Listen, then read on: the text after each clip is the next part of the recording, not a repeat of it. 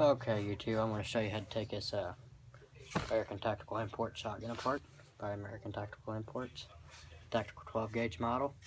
It does not come with the light and laser. I actually put that on myself. But here, to take it apart, unscrew the S.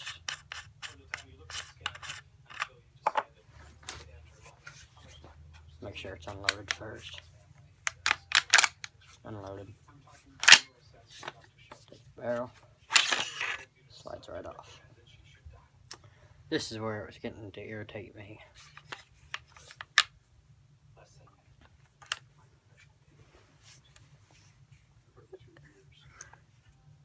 Whenever you lift this up, there's a safety here.